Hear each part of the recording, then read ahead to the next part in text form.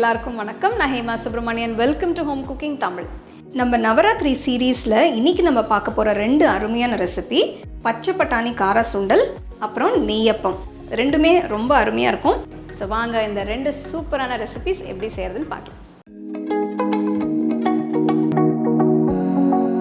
பச்சை பட்டாணி சுண்டல் செய்ய நான் காஞ்ச பட்டாணி பயன்படுத்துகிறேன். 1/2 கப் அளவு பட்டாணியை தண்ணியில் போட்டு ஒரு நைட் ஃபுல்லாக ஊற வச்சுருங்க. பட்டாணி நல்லா ஊறி இருக்கு. இப்போ சுண்டல் செய்ய ஆரம்பிக்கலாம். ப்ரெஷர் குக்கரில் ஊறின பட்டாணியை போட்டு பட்டாணி முழுகிற அளவுக்கு தண்ணியை ஊற்றி குக்கரை மூடுங்க. இதை மீடியம் ஃப்ளேமில் வச்சு 4-5 விசிலுக்கு வேக வைங்க. அடுத்து அகல கடாயில் 2 டீஸ்பூன் நெய் ஊற்றுங்க. நீங்கள் விருப்பப்பட்டால் எண்ணெயும் ஊற்றிக்கலாம். ஆனால் நெய் நல்ல ஃப்ளேவர் கொடுக்கும். இதில் 1/2 டீஸ்பூன் கடுகு, 1 டீஸ்பூன் உளுத்தம்பருப்பு, 2 காஞ்ச மிளகாய், 1/4 டீஸ்பூன் பெருங்காயத்தூள், கொஞ்சம் கருவேப்பிலை போட்டு மிக்ஸ் பண்ணுங்க.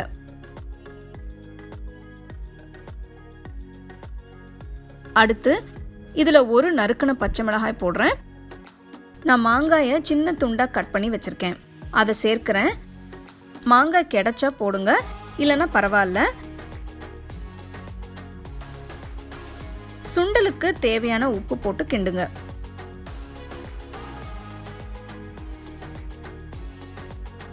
இப்போ வேக வச்ச பட்டாணியை போடலாம். தண்ணியை வடிகட்டி பட்டாணியை மட்டும் போட்டு கிட்டத்தட்ட ஒரு 3 நிமிஷத்துக்கு கிண்டுங்க.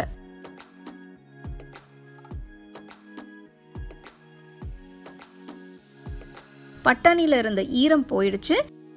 இதில் 1 டேபிள் ஸ்பூன் தேங்காய் துருவல் போடுங்க.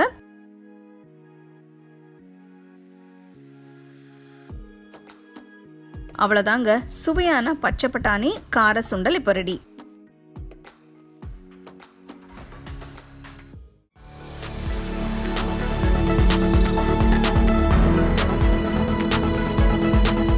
நெய்யப்பத்துக்கு முதல்ல 2 பழுத்த வாழைப்பழம் மிக்ஸி ஜாரில் போட்டு நல்லா அரைச்சி வச்சுக்கோங்க.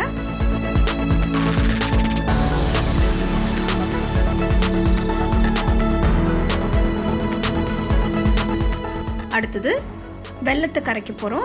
அதுக்கு ஒரு சாஸ் பேனில் கொஞ்சம் தண்ணி ஊற்றி 100 கிராம் வெல்லத்தை போட்டு வெல்லம் ஃபுல்லாக கரையிற வரைக்கும் அதை மிக்ஸ் பண்ணுங்க.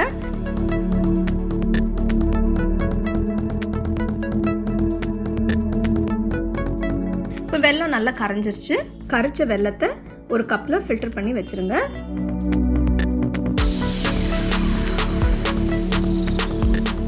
இப்போ ஒரு பவுலில் அரைச்சி வச்ச வாழைப்பழம், கரைச்சி வச்ச வெல்லம், 1 டீஸ்பூன் ஏலக்காய் தூள், இதெல்லாம் போட்டு நல்லா மிக்ஸ் பண்ணணும்.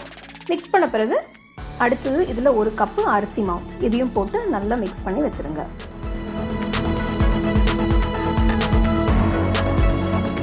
இந்த மாவில் பொடியாக நறுக்குன தேங்காய் துண்டுகளையும் சேர்த்து மிக்ஸ் பண்ணிக்கோங்க.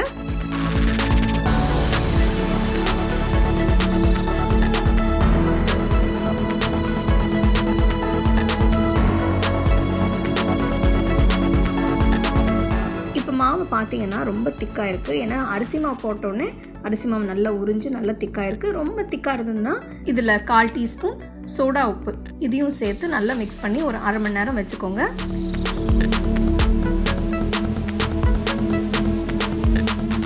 இப்போ மாவு ரெடியாக இருக்குது. அடுத்தது நம்ம நெய்யப்பம் செய்ய போகிறோம். இதுக்கு ஒரு பணியாரம் சட்டி எடுத்துக்கோங்க.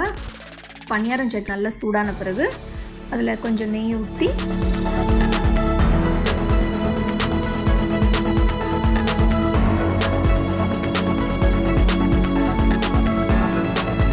கொஞ்சம் கொஞ்சமாக மாவு அதில் போட்டு ஒரு பக்கம் நல்லா சுட்ட பிறகு மறுபக்கம் திருப்பி 2 பக்கமும் நல்ல கோல்டன் ப்ரௌன் கலர் வர வரைக்கும் அந்த பணியார சட்டியில் நெய்யப்பத்தை சுட்டு எடுத்துருங்க.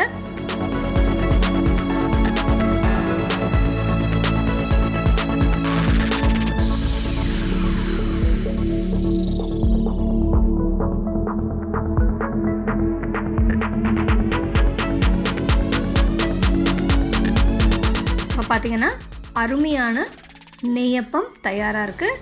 2 அருமையான ரெசிபீஸ் எப்படி செய்கிறதுன்னு பார்த்தீங்க. ஸோ நம்ம யூஸ்வலாக நவராத்திரி டைமில் நைவேத்தியம் வைக்கிறதுக்கு நம்ம டெய்லி ஏதாவது செய்யணும்.